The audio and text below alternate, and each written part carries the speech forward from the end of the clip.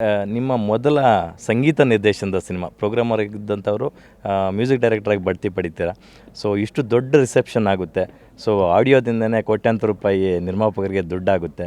So ನಿಮಗೆ ಎಲ್ಲಿಲ್ಲದ name fame ಬರುತ್ತೆ, ಸಾಕಷ್ಟು ಅವಕಾಶಗಳು ಬರ್ತವೆ. ಇವೆಲ್ಲವುಗಳ ಬಗ್ಗೆ ಹೇಳೋದಾದರೆ ಮತ್ತು ಆ ಹಾಡುಗಳು ಒಂದಕ್ಕಿಂತ ಒಂದು ವಿಭಿನ್ನವಾಗಿರೋದ್ರ ಬಗ್ಗೆ ಹೇಳೋದಾದ್ರೆ, ಇದು ಮೊದಲ ಚಿತ್ರ. ನನಗೆ ಎಕ್ಸ್ಪೀರಿಯನ್ಸ್ ಅಂತ ಅಷ್ಟಿರಲಿಲ್ಲ. ನನಗೆ ಎಕ್ಸ್ಪೀರಿಯನ್ಸ್ ಅಂದರೆ ಮನೋಹರ್ ಅವ್ರ ಜೊತೆ ಕೆಲಸ ಮಾಡಿದ ಎಕ್ಸ್ಪೀರಿಯನ್ಸ್ ಬಿಟ್ಟರೆ ಚಿತ್ರದಲ್ಲಿ ಅಷ್ಟು ಎಕ್ಸ್ಪೀರಿಯನ್ಸ್ ಇರಲಿಲ್ಲ. ಸಾಂಗ್ ಬಗ್ಗೆ ಸಿಕ್ಕಾಪಟ್ಟೆ ಇಂಟ್ರೆಸ್ಟ್ ಇತ್ತು. ಯಾಕೆಂದರೆ ನಾವು ಎಲ್ಲ ಅಂದರೆ ಆ ಟೈಮಲ್ಲಿ ಮನೋಹರ್ ಸರ್ ಜೊತೆ ಎಲ್ಲ ಡಿವಿಷನಲ್ಲಿ ವರ್ಕ್ ಮಾಡ್ತಾಯಿದ್ವಿ. ಅಂದರೆ ಕಂಪೋಸಿಂಗ್ ಅಸಿಸ್ಟೆಂಟ್ ಆಗಿದ್ದೆ, ಕೀಬೋರ್ಡ್ ಆರ್ಟಿಸ್ಟ್ ಆಗಿದ್ದೆ, ಟ್ರ್ಯಾಕ್ ಸಿಂಗರ್ ಆಗಿದೆ. ಸೊ ಎಲ್ಲದರಲ್ಲೂ ನಾವು ಇನ್ವಾಲ್ವ್ ಆಗ್ತಾಯಿದ್ವಿ. ಸೊ ಅದು ಬ್ಯಾಕ್ಗ್ರೌಂಡ್ ವಾಸ್ ಡೆಫಿನೆಟ್ಲಿ ಚಾಲೆಂಜ್. ಆ ಟೈಮಲ್ಲಿ ಬ್ಯಾಕ್ಗ್ರೌಂಡ್ ಸ್ವಲ್ಪ ಡಿಫ್ರೆಂಟಾಗಿ ಮಾಡಬೇಕು ಅಂತ ಮಾಡಿ ಐ ಥಿಂಕ್ ಚಿತ್ರ ಒಂದು ನಾನು ಹೇಳಬೇಕಂದ್ರೆ ಹಿಸ್ಟ್ರಿಯಲ್ಲಿ ಫಸ್ಟ್ ಕನ್ನಡ ಚಿತ್ರ ಡಿಜಿಟಲಾಗಿ ನಾವು ಬ್ಯಾಕ್ಗ್ರೌಂಡ್ ಸ್ಕೋರ್ ಮಾಡಿದ್ದು ಫಸ್ಟ್ ಡಿಜಿಟಲಾಗಿ ಫಸ್ಟ್ ಮಾಡಿದ್ದು ಆಕಾಶ್ ಸ್ಟುಡಿಯೋದಲ್ಲಿ. ಆಗ ಅದು ದೊಡ್ಡ ಸ್ಟುಡಿಯೋ ಅಲ್ಲ ಅಥವಾ ಸ್ಪೂಲ್ ಅಲ್ಲ, ನಾವು ವಿಡಿಯೋ ಟೇಪಲ್ಲಿ ರೆಕಾರ್ಡ್ ಮಾಡಿದ್ದು. That was first experiment, very first experiment Kannada ಇಂಡಸ್ಟ್ರಿಯಲ್ಲಿ. ಆಮೇಲೆ ಇದು ಆಗುತ್ತೆ ಅನ್ನೋ ಗೊತ್ತಾದ ಮೇಲೆ ಎಲ್ಲರೂ ಮಾಡಿದ್ರು.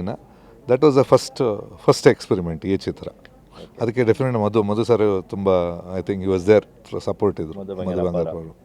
Yes sir. ಇನ್ನು ಸಾಂಗ್ಗಳ ಬಗ್ಗೆ ಪರ್ಟಿಕ್ಯುಲರಾಗಿ ಮಾತಾಡೋದಾದರೆ ಒಂದೊಂದು ಸಾಂಗ್ ಕೂಡ ಮಿಲಿಯನ್ ಗಟ್ಟಲೆ ಓಡಿದೆ. ಇವತ್ತಿಗೂ ಆ ಸಾಂಗು ಯಾವುದಾದ್ರೂ ಒಂದು ಸಾರ್ವಜನಿಕವಾಗಿ ಒಂದು ಫಂಕ್ಷನ್ ನಡೆದ್ರೆ ಅಲ್ಲಿ ಮ್ಯಾಂಡೇಟ್ರಿಯಾಗಿ ಒಂದು ಸಾಂಗ್ ಇದ್ದೇ ಇರುತ್ತೆ.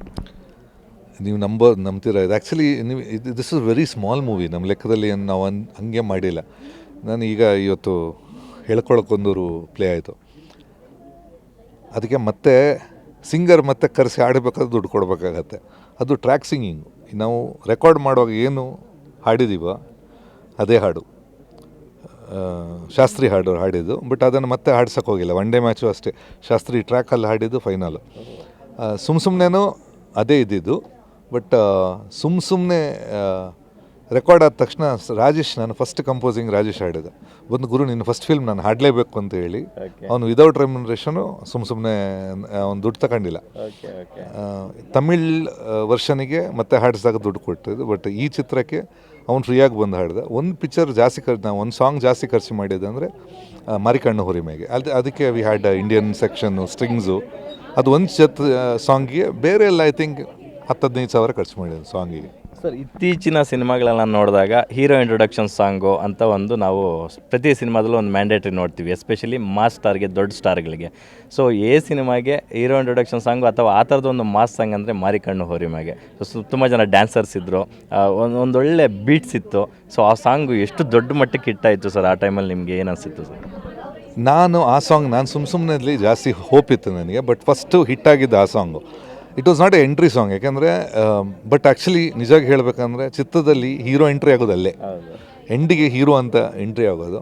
ಫಸ್ಟ್ ಹೀರೋ ಎಂಟ್ರಿ ಸಾಂಗ್ ಅಂತ ಇರಲಿಲ್ಲ. It is situation. ಅಂದರೆ ಮತ್ತೆ ಅವನು ಬರ್ತಾನೆ, ಒಂದು ಪವರ್,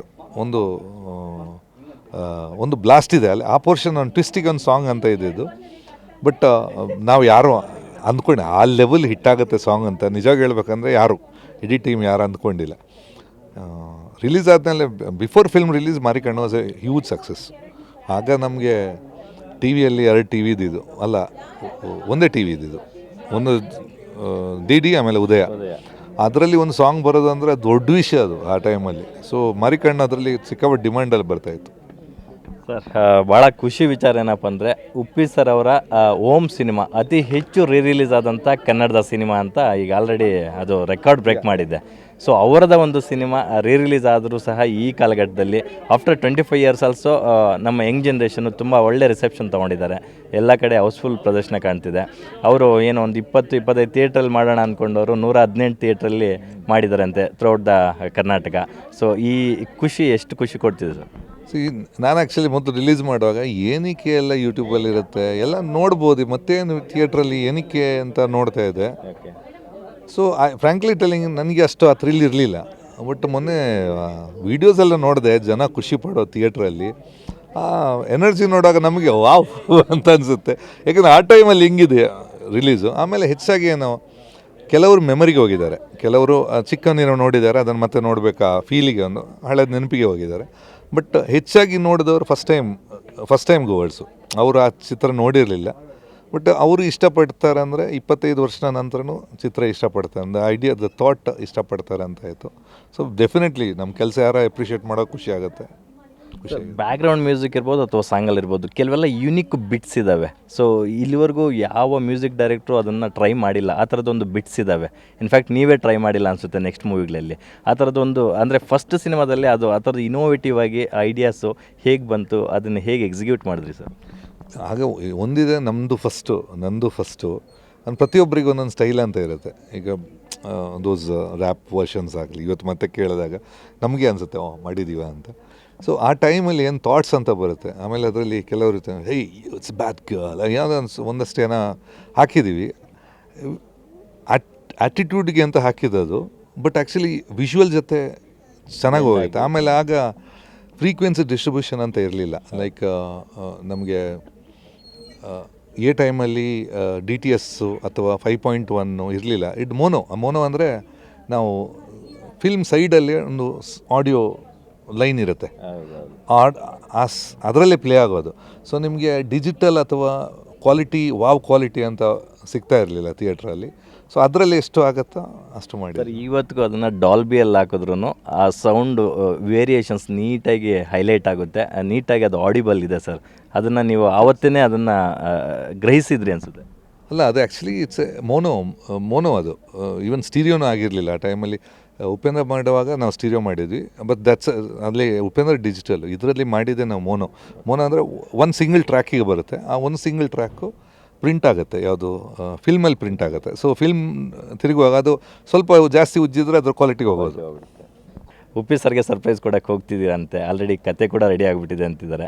ಸೊ ಸೀಕ್ವೆಲ್ ಸಿನಿಮಾದಲ್ಲಿ ಎಷ್ಟು ಸಾಂಗ್ ಇರುತ್ತೆ ಹೇಗೆ ಅಂತಕ್ಕಂಥ? ಇಲ್ಲ, ನಾನು ಇನ್ನೂ I have to go to ನನಗೆ ಸ್ಕ್ರಿಪ್ಟ್ ನಾನು ಇನ್ನೂ ಹೋಗಬೇಕು. I think I have not heard it yet.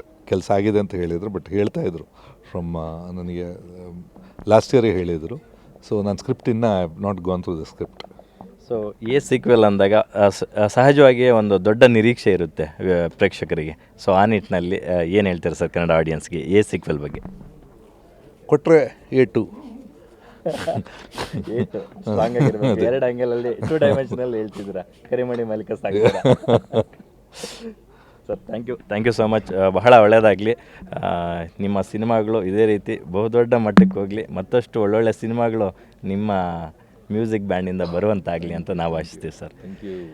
ವೀಕ್ಷಕರೇ, ಇದಾಗಿತ್ತು ಸಿನಿಮಾದ ಸಂಗೀತ ಸಂಯೋಜಕರಾದಂಥ ಗುರುಕಿರಣ್ ಅವರ ಮನದಾಳದ ಮಾತು. ಕ್ಯಾಮ್ರಾ ಪರ್ಸನ್ ಸಂದೇಶ್ ಜೊತೆ ಲಕ್ಷ್ಮೀನಾರಾಯಣ್, ಪವರ್ TV, ಬೆಂಗಳೂರು.